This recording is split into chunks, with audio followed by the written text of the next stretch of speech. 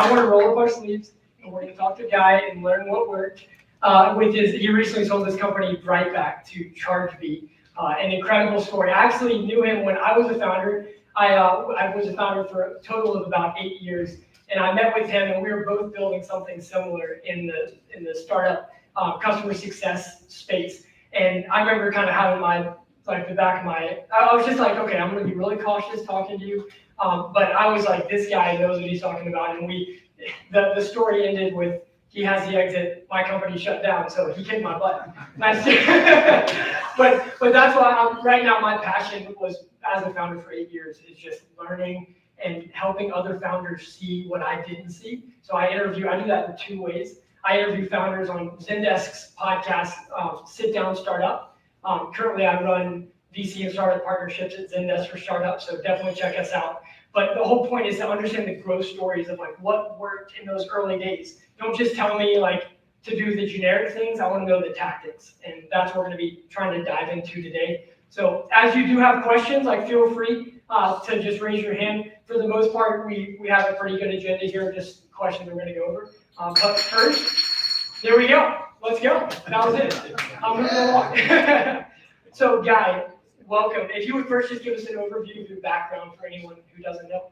Yeah, thanks for having me. And he's very humble. I was actually quite intimidated when I first met you. He wanted to interview me and get some perspective on the company they were looking to start. And I think you had a clipboard or a notebook of 100 customer and potential user interviews. And I was impressed by the rounds you've done in Silicon Valley. So, but anyway, thanks for having me tonight, inviting me. My name is Guy Marion. I was the founder and CEO of Brightback. We automate customer retention for subscription services, and sold the company in January to Chargebee, which is one of the key billing platforms, subscription billing platforms and growing fintech service. 1,500 employees serving thousands of merchants, all around, mostly America, APAC, and EMEA. And yeah, looking forward to sharing some of the story. Let's do it. All right. So first of all, okay, how old were you when you started Brightback? I know it's a weird question, but I feel like you get numbers all over the board. Just curious. Yeah, so I was 38. So by startup founder standards, definitely on the mature end of the founding story. I will say my first startup I co-founded was a company called Cohesion, or it started off as CVS Dude, like CVS, the version control system, and Dude, like a surfer dude. We're actually in Australia. I just finished my science PhD in marine geochemistry, and joined my partner who started hosting software source code. I started using it before the end of my PhD to host MATLAB, data files, images, content, just started collaborating all over the world. And then we got to know the Atlassian guys who were at that point a 50-person company in Sydney, and they sort of said every morning wake up and check your 7 KPIs and make sure you're optimizing people coming to your site, converting, and solving a problem that people can't otherwise. 37 signals at that point. The signal to noise was a very big influence on us at the time as well. And it was all about how can we get this free service and start monetizing it. We eventually funded it, moved back to here to Palo Alto, where I'd done undergrad, raised some funding, and actually were acquired by CollabNet. After first having companies like Zuora, Marketo, Salesforce, we implemented those stacks. And I started realizing that if you could help developers who are signing up for a trial, make it seamless to check out your first SVN repository, connect your Bugzilla, and start to use it. And if you identify those friction points along the way and then trigger the right email and in-product notification, you could dramatically improve the adoption. So I jigged all this together using Salesforce, presented it at Dreamforce one year, and it was crazy that the amount of pickup we got for CVS Dude as a result of that was my earliest days of recognizing that sort of targeting, personalization, and really tracking the metrics was how you could really ramp up early stage companies as you're building the product as well. So you started this one and you sold that? Sold that to CollabNet, which at the time was a big Atlassian competitor, the enterprise version.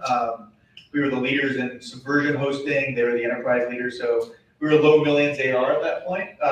Bootstrapped entirely, literally, ramen bootstrapped pretty much, living on a house on the Gold Coast in Australia before moving over here. We were a team of 15 people. It was a 6.7x multiple on the revenue at that time. I became the VP and GM. And then a lot of companies that now are companies like Okta, they were SaaS. It was actually our first professional mission customer. And Marketo, all these customers that have now become big industry leaders were hosting a code with us at the time. So it was a really good way to sort of enter the ecosystem at that point. How did you, I love that, but then you stayed at companies like Zendesk and Autopilot for a while. Yeah. If you're not, so because how old were you when you sold that company? I was 30. I got married, sold a company, and then took a honeymoon in like a 3-month period. So it was a pretty crazy after just cranking for years and a PhD into that. You got to rest. Yeah. But tell us about just why stay at Zendesk for that long? Why stay at Autopilot? Like as a founder. Yeah. So when I left CollabNet and joined Zendesk, the COO at the time, Zach, who became my first advisor at Brightback, who was on the board, he said, "Come over. You're going to miss the boat if you don't come now. It's this company's the highest growth SaaS startup." I was a big believer in coming at CRM from the customer support angle versus coming at it from the sales angle. We had an ethos at CDS too that everybody did support, irrespective of your role. And you get to know your customers really well and help them grow. And Zendesk was all about this. So the idea is we want to take some of the ideas you've developed, like automating everything and personalizing, targeting, and do it at scale. So I joined there as employee 297. It was about 35 million in revenue. It was still at a time when it was this out of control startup. Everything was working, but kind of not super organized, I suppose. And started going through and sort of optimizing different parts. Like how do we go from a self-service experience to a one-to-many group experience by identifying where in the customer journey based on usage patterns the user was, and then triangulating the enterprise experience with email and group efforts and so on. So we did that, retention, expansion, and along the way noticed that, so the other thing is at CVS, I built the first version of Brightback. So we actually took the Facebook deactivation page, and the top reason for churn at the time with our online service was my project had ended. So we launched this product we built a cancellation experience. The user would select why they're canceling, and you present an alternative that wasn't annoying because our customers would jump ship if you tried to annoy them, but it would be like, I'm getting too many emails, here's how to reduce that, or I don't have access to issue tracking, well, here's a product you could use. We learned that project ending is the #1 reason for churn. So we built this archive plan, launched that, and we always joked that was our first hit product in a while. It exploded. And so at Zendesk, I also would beg, borrow, and steal with the head of product and others to try and do things like present an in-product offer to self-extend your trial. Or if you were at sort of 8 and above reports built, and your limit was 10 on a performance plan, you could upgrade to the enterprise if you triggered a notification saying upgrade and boost for a period. But to do these things, it took 6 months, right? Minimum, just to even make the case. And yet we get these, you get like a 9% accept rate of a trial extended by 1 month, and you get 2-3 months, and that would go to an 18%, and that had or 17%. That had a huge impact on our growth. So anyway, you're seeing these things that are working at a big company, and then you make the decision to go off. And so I want to just help me with your decision to be an EIR at Matrix before starting Brightback. Yeah, so just to explain that maybe to anyone who isn't aware. Yeah, so left Zendesk to join Autopilot was, again, let's disrupt this gap between MailChimp and Marketo. We're making automation really easy to do with a visual UI builder, a free trial, and you can start for $5 a month. And also Segment at this point had come along, and sort of Salesforce is limiting by the object model, and Segment was event-driven. So the idea was, let's make it very easy for companies to be able to do some of this personalization stuff, like plug in Segment, track the right event, and then engage in a multi-channel SMS, email, and so on. I noticed that marketers were effective at using it, but the growth teams would go crazy with it, and the retention tools weren't really well served by, really what Autopilot was built for, which was email marketing, lead nurturing, lead routing, and so on. Even though you could build these spectacular sort of onboarding trial journeys, so we grew that. I joined the 3 founders from Zendesk when they were relaunching API first. We grew 0 to $1 million in 9 months, not 1 to $4 million in the next 12 months. So it really grew fast. And in year 3, they moved back to Australia. We sort of needed to get more cost efficient because they pivoted. So I stayed here, and then I've been in touch with one of the board members of Zendesk, Dan Stalder, who had someone pinged me at autopilot out of the blue, and he would recommend people to hire or whatever. And I spoke to him and others, and he said, have you considered, one of the board members at Autopilot said, join BZDAR. And so then I explored speaking to a few, and Dana was someone I had a lot of respect for. Matrix was, they had David Scott get the whole data-driven Pacific Crest survey, so they do the analysis of the entire SaaS industry. And I was looking at either pricing optimization, retention optimization, or better data management for Salesforce, basically, how to export your data, go out, control over your data. So you're doing a research initiative basically under Matrix. Yeah. Are you doing customer interviews for Brightback at the same time? Yeah, exactly. So and that's where we met. That's where we met, yeah. So I read the book Inspired, and he said, rather than writing long product specs, if you're not an engineer, and I'm not an engineer, I'm a web developer early on. I started building a lot of our website stuff, but never serious engineering. But I had a very clear, vision based on what had worked on how to build out the beginnings of the product. So I actually wireframed the entire product. Did 250 wireframes, click-throughs. It would continually show these to some pivotal conversations, like the head of growth from Dropbox, who said that who just joined from Atlassian, and he said, we may optimize cancellations and retention ourselves with X thousands of cancels a month, but we'll never learn from across a whole industry and platform learnings. And Segment, their head of growth at the time, shared some really interesting insights, and Instacart and back at Zendesk. So I started showing these wireframes, and literally you just evolve it until it became pretty clear, and people stopped saying, have you thought about this? And started saying, I want to buy that. So our first customers were Copper, SparkPost, PersistIQ, and a couple other startups. And basically, at that point, realized that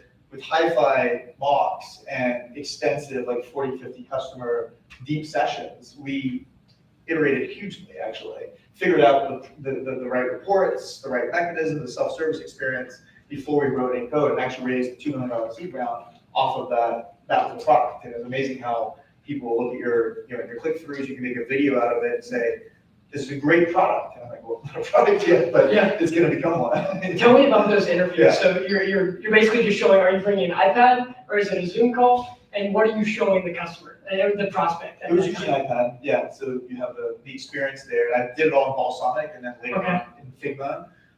But yeah, you would go through and I'd have, as you work through the different parts of the app, it would evolve it over time, and would do things like user test, whether it's more important for you to see revenue retention by cohort on a dollar basis or a cohort view or a graph view. It'll take 3 months to build that and the data model behind it when you're developing. So I could test that with 10 experienced users who potentially be a buyer, and sure enough, without building it. Without building it. How are you tracking this? Like, are you putting it in an Excel document? Are you an Airtable? Like, are you systematic, or is it more just kind of feeling it out? No, both. I had a Google Doc where I tracked every interview, feedback notes. Also started I'd add them all to an autopilot journey on my $20 plan. And start. Did he give you a free plan? Yeah, maybe I did. I don't know. They were definitely supportive of the designers who came over here. And I started emailing all the people and just started a regular feedback session and sort of brought them into this early journey. And people knew that, I was trying to crack this thing that people hadn't, which is if customers go to cancel a subscription service, then presenting an offer like a Google AdWords platform at that point is very effective. So I said 15% of churn is what you can reduce through the right optimization and offer testing. And it turns out we're averaging 23% right now across the platform, with repurchase rates that vary significantly by business model. But at the time, it's 15%. That would be material. You'd add our snippet, you pass us your data, and then we would enable you with by redirecting to our platform and then testing everything there. Anybody could go from waiting 6 months to modify 1 pixel on a cancellation experience to having complete control there. And sure enough, the day we launched the MVP with Copper, and you see the data flowing for the first time, and no product like this had ever existed before. It was a very amazing feeling to realize that we also had integration with Slack, Segment, Salesforce, and a couple others. we realized that the team was all interacting. So we created a new workflow in Slack for their teams. Very cool. Yeah. And help me with how many interviews you did before you were like, okay, we're there. Because I remember doing our first interviews. There's a difference between someone saying like, yeah, that's interesting. Like, reach out to me in a couple months, or like, hey, that's very interesting. And then you go a week, you send them a follow-up email and they never respond to you. And like, that's the confirmation this isn't it, as opposed to like, hey, how much is it going to cost? Though when I got those kind of responses, I was like, there's something here. But I'm curious what indicators you were looking for, like, or was it just a gut feel? No, it was, first of all, like, how likely would you be willing to buy this? On a scale of 1 to 10, I'd end every question like that. And if they said, and people would start to pretty quickly list 7, 8. But you realize the founders, everybody's on your side, which is great, and that's what's fantastic about the area we live in, is it's very supportive of being a founder.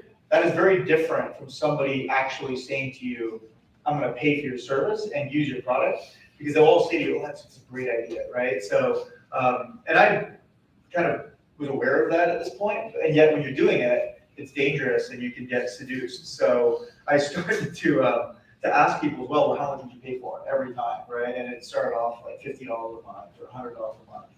And as I was saying to you before, the original plan was to launch this, buy some AdWords, start driving to our site, start, get trials, start iterating feature feedback, and evolve. What we learned was that there was no search volume at all whatsoever for customer retention software or churn management or anything of that sort. And so it was all word of mouth early on. And also what I was doing was trying to figure out pricing, because we have this usage-based pricing model. That was the early days. And so I would take the number of cancellations that a company had, estimate 15%, look at the average customer value they have there, and then determine how much retained revenue you'd be able to potentially retain for the customer. And I knew from Zendesk that these numbers were huge, but early on we wanted to anchor the value of Brightback in the value we're delivering, not in the cost we're delivering. So I used this and then with Copper, they signed a $2,000 a month contract with our MVP, and that was when I said, okay, well, that means that we're not going to get in the category of Slack or what Autopilot was, but also at that point I realized the market wasn't infinitely large. It wasn't like Zendesk with 27 million SMBs globally. It was, we had to find high volume subscription services. And how did you feel at that moment? Was that like the should I keep going kind of moment? Validating, and it also led to a preemptive Series A offer, so that was helpful as well. That was when I realized that this is, that's a decision you have to make. You want to go down the path of venture funding, which is a whole different ballgame than when you've got very low expectations, and supporters, which is investors, which is your angel investors, which is what I had. Most of the operators had that at that point. Let's go right into that. Tell us about your funding strategy, like day one. Did you need funding? You probably didn't need it right away, but how long did you go before you raised your first round, and what did that look like? Yeah, so we raised $2 million in May. I had an engineer friend of mine from my network who was unconvinced he was going to be a founder and in for a 5 to 10 year ride, which is what it is. But he was he was a top seasoned engineer. And so I connected with him, and then I had a designer who I brought in as well, who was a co-founder of another company called Preact, and then was a lead designer at Heat. So the three of us sort of came together, and the seed round, I raised $2 million on the basis that, a dollar acquired is, a dollar retained is 7x cheaper than a dollar acquired. We were going to be able to use clean data from billing and product usage, and so Segment was their input. And we were going to use this to join, build a profile of the user, and then serve up the right retention experience and the right offer for SaaS businesses, focusing on startups initially, who there's 0% chance you're going to develop that, but you would want to both retain subscribers and learn why people were canceling. And so, everybody piled in on that. 0.9 Capital actually led the Zendesk round, led the seed round, which really helped at the end. And mostly it really was just $25,000 to $10,000 checks. And so that was fantastic. So we launched with that, got the first handful of customers on, and including who I mentioned. And then Index Ventures came with a Series A preemptive offer. And at that moment, you have to say, well, if you go down that path, you're going to have to hire, you're going to have to demonstrate rapid growth. how confident are you? And I said, yep, I'm confident. There was a very clear need in the market. It's a gap between CRM, email. What month are we in right now? Sorry, you said May is when you raised your seed. May was seed. So the preemptive Series A was when? It was August. Wow. It came through in August, so it was very quick. It was 2018 at this point. So Wow. I come out of the AR, and the question was, would serious companies that have security risks and so on trust a third-party service? And the answer was, we learned initially yes. So the first year was just one thing after another. It went really well, and it was not like my first experience of founding where you were just scrapping the whole time. And then, ironically, our customers started questioning what they were paying and what they were using, and a lot of what we were initially building for them, we didn't have an ability to tie it back to revenue. We had very limited ability to actually personalize the experience. We created a best practices template, but the way we built it, you would segment, if a customer had a Kathy, you could split a trial from a paying customer or inactive for active. And then we would do this all with the customer in Slack channels. And we'd do it for them, and it was too slow. We didn't have a self-service experience. So we started building that out. We had to get cracked how do you really reduce churn, even though we knew that a standard offer generally worked. But with big SaaS businesses, they can build that pretty quickly. And so yes, at that point, we started seeing our first cohort making noise that they didn't actually want to keep going with us. And that was when the things got interesting. I bet it did. Well, I'm watching our time here. Yeah. Help us with one of your most impactful superpowers as a founder, and something that maybe you could share with anyone here. I do think, kind of what I've shared a little bit is if you care about, I cared about this whole area of growth, personalization, optimization. It passed down a long road of experiences that have been successful at small, like 0 to 1 million, as well as larger companies. So my superpower was definitely articulating a clear vision for what the industry needed, and then getting people to come around that vision and join on to, and then secondly was when working with customers, listening very carefully, not always to what they're asking me for, but what their top problems are. So the idea is, what is it that you're trying to accomplish on this page? What is it that, are you using this to, like, what metric are you looking for? Is your board or your CEO asking about versus what do you think is important? And then we'd listen to the customer and then build that into the product. And I think those are the two things: the customer feedback loop and bringing some great people together around this vision. That's really cool, and I love what you're saying, like knowing how to laser in on what they're actually saying. Yeah. Because customers say prospects say one thing, but they mean something different. And I'm curious, how many people are 0 to 1 in here?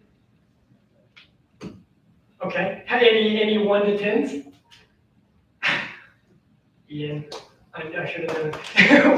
That's awesome. It's interesting to just get where everyone is, because I think 0 to 1 is just exponentially harder. That's why I'm trying to double tap on where you are, because I think it's easy for you to be like, oh, and then we just made it to $1 million in ARR, and then we got to the next thing. So many people are sitting in here like, what?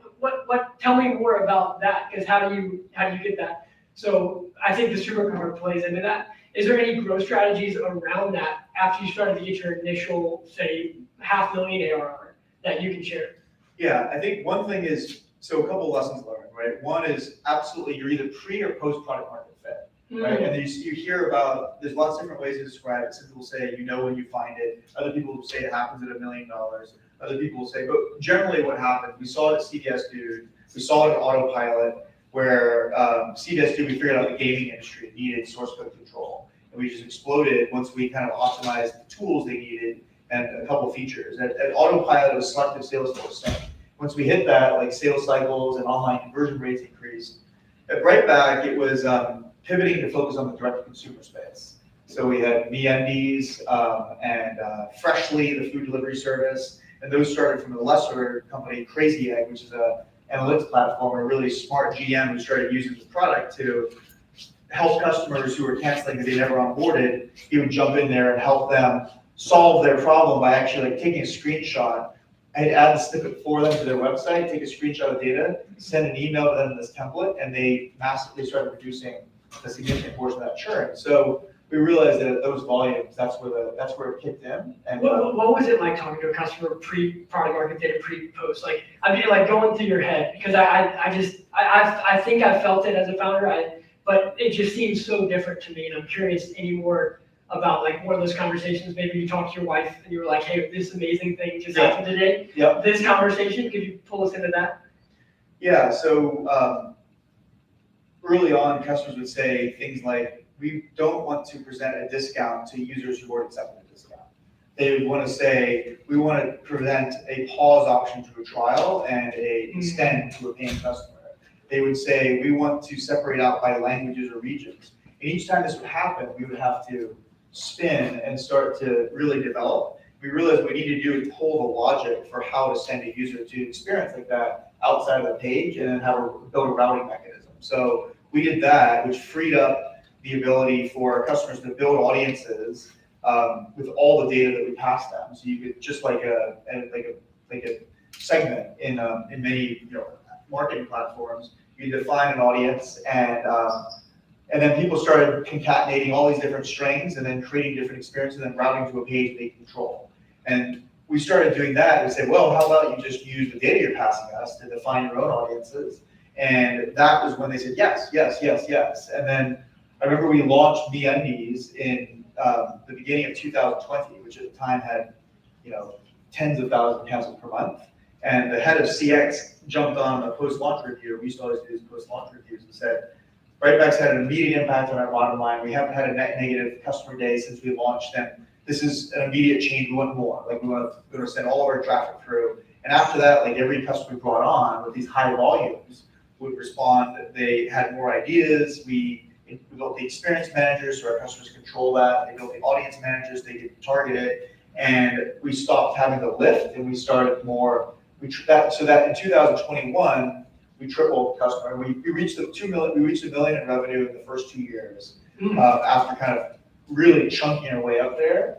And then the second million we got to in like 7 months, and it kept growing faster from there. That is a battle though. That 2 years. We tripled in 2021, and that had not happened any of the last 2 years. Yeah. But it took 2 years to get to 1 million. Yeah. And you're a founder who's had an exit before. And you've worked for the best companies in the valley. And you were an EIR at Matrix, which everyone's heard of. Yeah, at the end of the day, startup, it doesn't matter. Like, at the end of the day, the only thing that matters is, are you getting traction, are you building a product people love, are they referring it to their friends, right? So it doesn't matter, like, how far along you are. It's a very, it's either solving a problem or it's not. Yeah, and no one cares about your background. They just care about the product. I mean, it helps, and, I had to pay my dues to get to the point where I got that starting point here, but, which we did in my first couple days. We were nobody, and we just kind of started building things. But once you get going, it doesn't matter. Like, people are either using the service or not. And it's really easy to see that. And I love even at first when you're saying they're not like crazy excited about you until after they see the impact. Yeah. I know that sounds obvious, but I think there are some products where they see it and they're like, this is it. But in your case, it's very much just like, hey, it's a utility. Is it making an impact? Is it not? Well, the data will speak for itself. Yeah. Well, we had to figure out the workflow, really. We had the concept of a deflection funnel, and if customer deflects, you put them on a watch list, which is a countdown, and they don't cancel in that period, there's a save. So once we define this workflow from working with customers, and now we have repurchases. So if you deflect a cancel, we look at all the downstream purchases. Once we built that sort of virtuous cycle, and then we put that right on the dashboard, then we stopped getting asked questions like after we launched, is this working? Right, and they started to look at that and maybe a bit anchor on a deflection rate, and we became sort of really focused on deflection rate optimization with our customers. So how to optimize that process, and it went from being like we're trying to put the pieces together to a formalized methodology that any company can implement. We benchmarked this across our platform. That was a growth hack in a huge way. It was from day one I knew that like there's no best practices or benchmarks. You can't look up and say what percentage of cancellations can you retain. So we benchmarked offer types, cancel reasons, and then by 3 business models: e-commerce, digital consumer, and SaaS. And then with every customer, we would aggregate and anonymize and then roll up these benchmarks. And it turns out that when even when you're talking to the largest education subscription businesses in the world, and they have really great growth teams, which we kind of grew up to pretty quickly, frankly. For them, it's a 6 to 12 month project with a team of engineers, like multi-million-dollar project to get to some of these results. And so when you have benchmark data that you can share, it's not just then, that, we also use this for marketing. Like we take the benchmarks, we do the retention cheat sheet for e-commerce, so the retention cheat sheet for food, and then we would provide that, and then find all the food companies in the space, upload those domains into LinkedIn, and then drive ads to a Freshly case study, which they very generously did with us. And suddenly, we won more than 10% of that whole vertical within a pretty quick period of time. So we went from being very inbound, initially aligned, to very targeted, data-driven outbound, and that's how we started really accelerating growth. Taking that success story, amplifying it to the right people, and Yeah. providing them with data in the sales process. Yeah. So you're adding value instantly. Yeah. By just the interaction, and that's building trust. Right. It all seems so clear in the rear view mirror. Yeah. Well, it was the data that really mattered. Like people say, yeah, we've already got a cancel flow. What percent are not canceled today? And say, well, I don't know. And say we were averaging 22%, and so a couple others like that. And this is, we hired a team, a couple of SDRs, external month to month, that sort of training them up, and they would start to book these demos, and we do the demos with net new companies, and it started to become very repeatable very quickly. That's exciting. Yeah, and then we'd always still be iterating. We're still to this day iterating pretty heavily because there was no one we weren't becoming better, faster, cheaper. We were actually voting this for the first time. So it was, so it doesn't stop yet. You're still on the journey. Yeah. Even though you've sold. That's what questions do we have? I know we're right here at the time.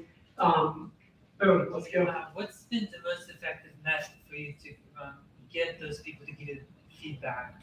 Or how did you approach the first 50 companies that kind of did the case studies for you? How did you approach the first 50 companies and getting them to respond to your, hey, I want to get feedback from you about what I'm building? Yeah. And what's your name? Igor. Igor. Thank you, Igor, for coming. Thanks, Igor. Yeah, so I think a couple of things. One, so I haven't mentioned as much. I had a team of, given the first million, I would recommend keeping the team pretty small. And when you work very closely with the customer, I think staying personally very involved. So I would work with each customer. We'd work with our product lead, who was actually my first customer as well. We'd share a Slack channel with our customers. We look at data with them, share the feedback with them, and do regular live interactions. And then, of course, also our support channel became a key feature request zone for us. But we would ask questions like, which reports, what are the impacts you've seen in the bottom line? Like, what's the direct effect from reducing churn have you seen that's made it into a board deck or into a product planning deck? And if so, could you send us that picture? With Freshly, did a 6-month POC where I personally worked with a product retention lead there, and she wrote up like basically a lab experiment with phase 1, phase 2, phase 3. And it was so detailed that we then took that and did a public webinar with a subscription industry show and walked through this case study that they were willing to share with all the numbers. We showed $1 million of retained revenue, but the method, we went for testing categories and then strengths and offers, and then we wrote a lot of content around that as well. That's really cool. Hey, maybe another part of the question before we get to you is help us with like before you had a product. Yeah. We're back in the balsamic days. Yeah. How did you get them to respond to you? And before you, as you're answering, the thing that I did, and take what I say with a grain of salt, because this man has the exit. But for me, it was all about the subject line. We were targeting the same persona, and I would always target the subject line around the pain, not around the solution. So and we A/B tested that in every way we possibly could. And I cared more when someone responded who didn't know me. Because I was running a podcast at the time in that space, and like unfortunately, if that started to grow and people were responding to me just because they wanted to talk to me, not because of the pain. And you can get really confused when you're talking to someone about a pain who really doesn't have the pain, but they're just there because they want to talk to you. That's just my 2 cents. But I want to know what the master says. The pain is key, right? Because if people don't care about your future. They care about, like in our case, what would reducing churn by 15% due to your growth this year, right? And that instantly gets people's attention. So yes, email outreach with a common subject line. That's actually, we'd always anchor around what would happen if you reduce churn by 15%. And most people care about that dramatically, it turns out. Also, a couple other things that I did that were really effective. I raised about 30 investors came to my seed round. And so every single quarter and early on, like month even, I would send a quick update. Here's our progress, a screenshot, some custom proof points. And I'd always say my asks, and I'd give kudos to investors who helped. And they were really a big help with getting introductions early on, particularly sort of some of the companies that became right feedback points, because they always respond to investors. So that was really helpful.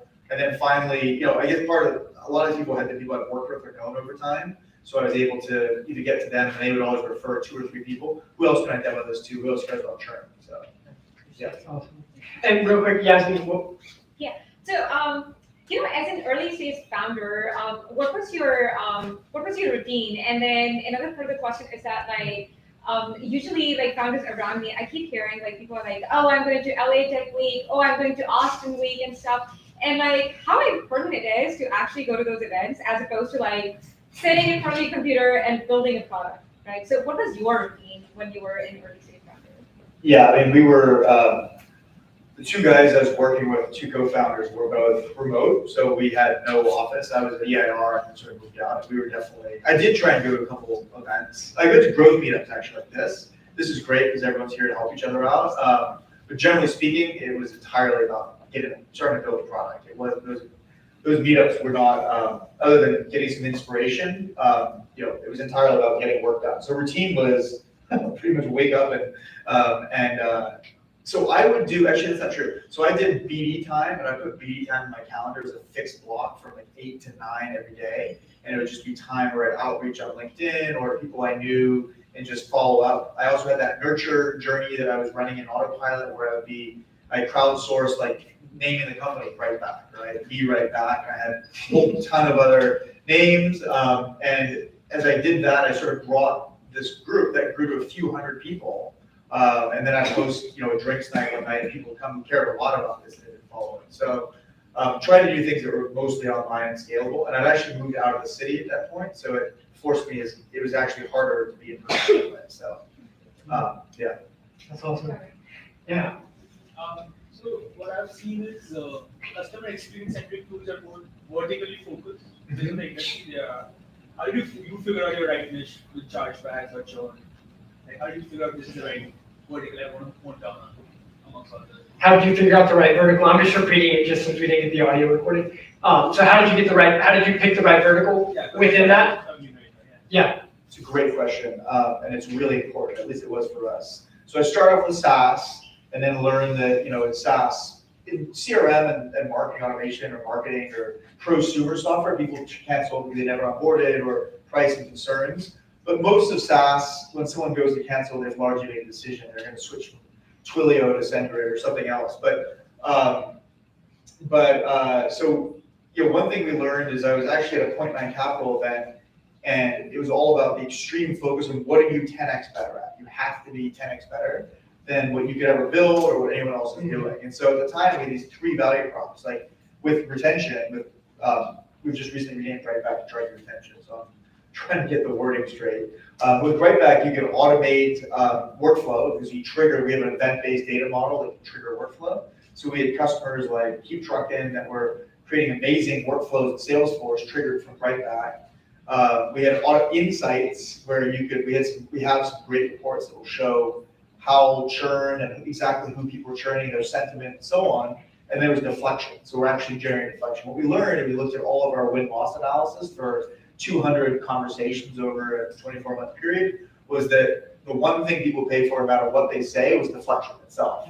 So we said, okay, we're going to go all in on deflection, and then deflection is proportional to the volume. So the food space was when we, perhaps it was serendipitous, but MeUndies was retail, Freshly was food. Both were high volume, both were growing like crazy. And so in each of them, once you anchor on a really great example like that and you build around that, we grew quickly. So suddenly we started growing both those verticals, and we targeted exclusively in there because they want to use the same nomenclature and what are the tactics, what are the offers.